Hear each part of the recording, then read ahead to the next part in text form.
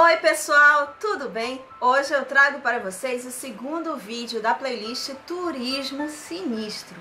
Mas antes de falar a respeito desse vídeo, convido a todos para darem uma passada no blog do canal denominado Passaporte para o Sobrenatural, cujo link eu vou colocar aqui embaixo na descrição.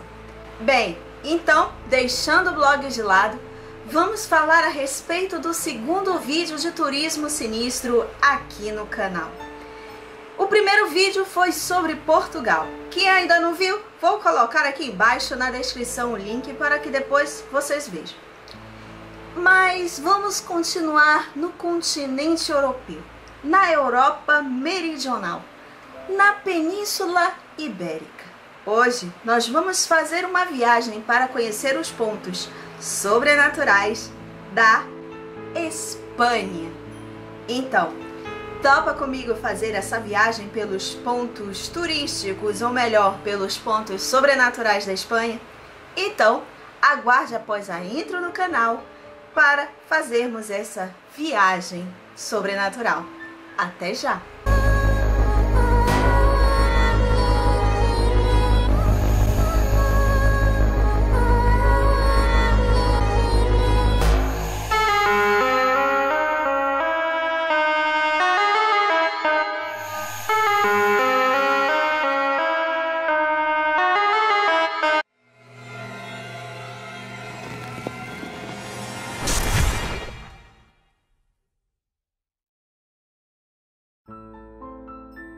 Trata-se de um complexo arquitetônico construído no século XIX. Ele foi originalmente desenhado, projetado e intitulado como Hotel Miramar Estação de Inverno, por seu dono, senhor Conde de Casas Rojas, o Marquês de Alborque. Ele acabou perdendo o grande complexo do Hotel Miramar em um jogo de pôquer. A partir de então, esse belo resort se tornou em um sanatório de tuberculosos, e assim funcionou durante toda a Guerra Civil até o fim da doença, quando então foi completamente abandonado. O lugar, após ser abandonado, tornou-se um templo escuro, e na igreja que há em seu interior dizem que são feitas sessões de Ouija, rituais satânicos e inclusive missas negras. Abrindo um parênteses, as missas negras nada mais seriam de ritos cujos objetivos seriam ironizar os valores cristãos, como também celebrar os prazeres da carne. Além disso, muitos afirmam sentir forças misteriosas que existem em salas subterrâneas, como também em túneis que funcionaram durante a guerra. Essa casa ela foi construída no século XVI e esse nome Sete Chaminés se deve às chaminés instaladas em filas que foram feitas após uma de suas ampliações. E dizem que essas chaminés, essas sete, representariam os 7 pecados capitais. O fantasma mais conhecido do local é Helena, uma dama do século XVI. Ela era amante do rei Filipe II e também era casada. Quando a corte começou a cochichar sobre a relação dela e o rei, ela parou de visitar o rei e ficou em uma profunda depressão sem sair de casa. Os dias foram passando e os empregados não ouviam mais Helena sair do quarto e decidiram arrombar a porta. Encontraram o cadáver da jovem deitado na cama com um sorriso no rosto e sinais de violência. Quando o rei pediu que investigassem o caso, o corpo desapareceu. Dizem que após a morte de Helena, o fantasma de Helena vagueia pela casa. E ela anda na parte em que ficam as 7 chaminés. Ela aparece durante a noite, aponta para onde ficava a casa do rei, dá um grito e desaparece. Nesse edifício, o fantasma que assombra é Goito, cujo nome eu vou colocar aqui embaixo. Goito é um menino que assombra os andares 9 e 13 do edifício. Ninguém sabe de onde veio, nem por que está ali, ou porque apenas aparece nesses 2 andares. Muita gente afirma já tê-lo visto. O fantasma que assombra esse local é chamado de Mundita. Raimunda de Nascimento era filha do Conde de Linares e vivia com os pais no Palácio de Linares.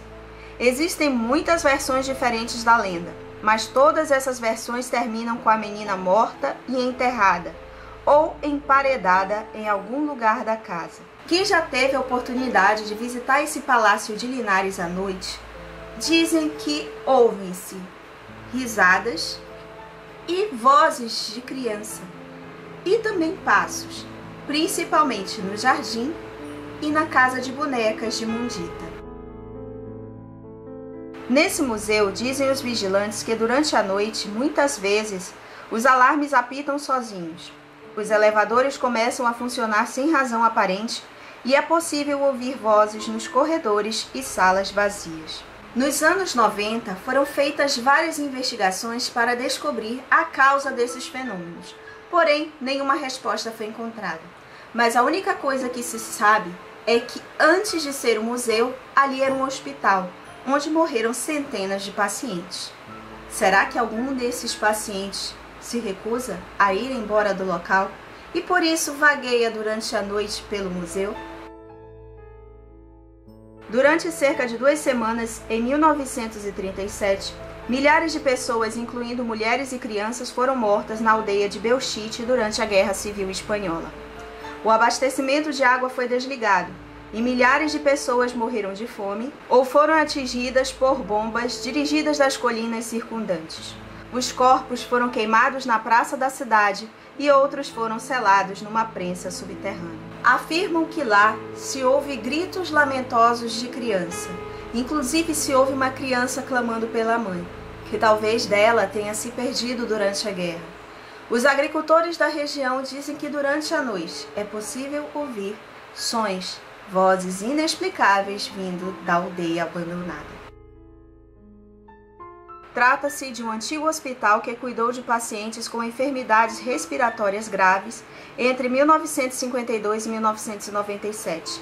Em 2004, transformou-se no Parque Audiovisual da Catalunha. À época em que funcionava o hospital, os pacientes ficavam totalmente isolados do mundo exterior, apenas podendo se contactar por cabines telefônicas e por rádio. Geralmente, o enfermo ficava recluso por 1 ano, até morrer ou suicidar-se. O edifício é composto por 1.500 salas, que eram divididas em classe operária e em burguesia. No local também havia uma capela, em que, segundo dizem, eram realizados rituais satânicos. Esse local foi durante muitos anos o local com o índice de suicídio mais elevado de toda a Espanha. Os internos se lançavam ao vazio das janelas dos últimos andares, caindo no jardim traseiro do hospital, cujo apelido era La Jungle, a selva, devido aos gritos que se faziam ouvir das pessoas que se suicidavam, e os internos gritavam frases como "já caiu outro" ou "outro já se atirou". Em relação aos fenômenos paranormais, dizem ouvir ruídos, gritos e vozes vindo dos corredores vazios, como também dos andares 4º, 5º e 9º, assim como no jardim. Dizem também que nesse local uma enfermeira, para dar a paz dos pacientes, matava-os com uma seringa. Dizem também que é possível ver no jardim um paciente andando com um respirador e equipamento médico. Há também uma lenda, após a prisão de um rapaz que foi preso com feto humano conservado no formol, de que no hospital há um armazém com restos humanos em que eram feitas experiências para o fim da tuberculose. Consiste em uma aldeia abandonada desde meados do século XIX, sendo o pouco que resta do local a torre da igreja de São Miguel, 2 casas e um cemitério mal conservado na colina.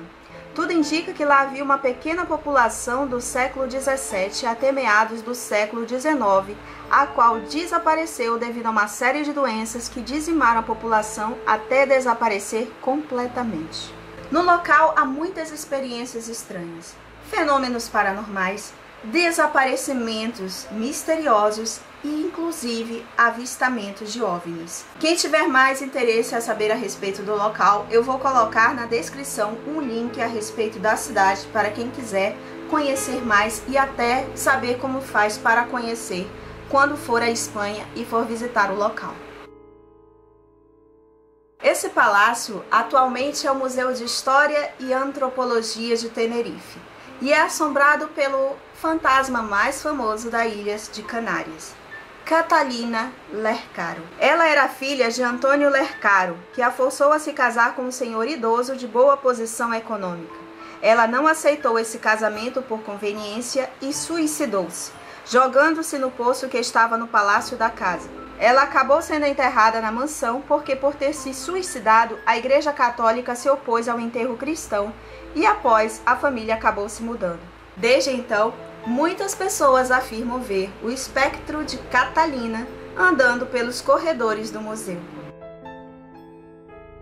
Inaugurado em 1620, esse é o ponto turístico mais famoso de Madrid.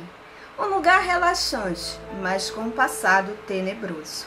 À época da Inquisição, em 1765, o local era utilizado para execuções, e as pessoas que moravam nas redondezas diziam ouvir gritos das pessoas que foram mortas supostamente acusadas de bruxaria. A praça também foi palco de touradas e dizem que é possível ouvir rugidos de um touro sendo sacrificado. O antigo edifício da Faculdade de Direito, Ciências Econômicas e Empresariais é do século XVIII. Porém, antes de abrigar a faculdade, já foi um convento carmelita, maternidade, hospício e hospital militar. Dizem que no local há 3 entidades percorrendo seus corredores. Uma mulher desconsolada de camisola, uma professora que morreu repentinamente de um ataque cardíaco e um soldado. O mais ativo é a professora e o mais agressivo é o soldado que grita: "Eu vou matar você". Muitos guardas noturnos se recusam a trabalhar no local, porque eles dizem ouvirem sons inexplicáveis de passos, como também sentir uma pressão estranha do lado. Dizem que fotocopiadoras começam a trabalhar sozinhas e estando desconectadas. Anomalias elétricas inexplicáveis. Objetos que se movem sem nenhuma ação humana. Queda de temperatura e luzes que acendem e se apagam, sem nenhuma causa aparente. O Forte San Cristóbal é um forte localizado no topo do Monte Escba e a 4 quilômetros de Pamplona, sendo construído durante o reinado de Alfonso XII para a defesa da cidade. Todavia, seu uso principal foi para a prisão militar e os prisioneiros viviam em condições precárias. Em 22 de maio de 1938, houve a tentativa de fuga dos 795 prisioneiros, e desses morreram mais de 300. Disse que a partir desse momento, fenômenos paranormais começaram a acontecer no local.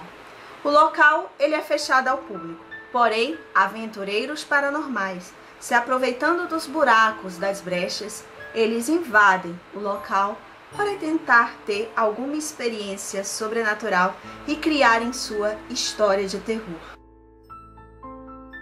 A história da cidade de Belmes foi marcada em 23 de agosto de 1971, na casa de número 5 da Rua Real, de propriedade de Dona Maria Rodrigues Acosta, quando ela viu um rosto formado em sua cozinha. Uma face havia aparecido como que desenhada no chão. Ela tentou apagar com água sanitária aquele rosto, mas não conseguia. Também tentaram fazer escavações no local em que apareciam os rostos, mas eles apareciam em outros lugares da casa. Várias teorias foram levantadas: pareidolia, fenômeno paranormal, fraude, não se sabe. Apenas se sabe que mesmo após o falecimento de Dona Maria, em novembro de 2004, aos 85 anos, os fenômenos ainda persistiram. Bem, esse caso a respeito das faces de Belmes, eu vou fazer um vídeo mais detalhado, mais explicado, porque são muitas informações, são muitas teorias, e eu vou trazer um vídeo mais detalhado na playlist de mistério. Aguardem. Bem, espero que vocês tenham gostado desses 13 lugares considerados sobrenaturais existentes na Espanha. Ou seja, anotem aí para quando forem em Espanha, darem uma passadinha nesses lugares e quem sabe presenciarem algum fenômeno sobrenatural.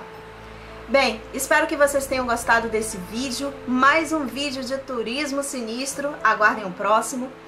Se vocês gostaram, deem um like, não se esqueçam de compartilhar esse vídeo com seus amigos, porque assim também ajuda o canal.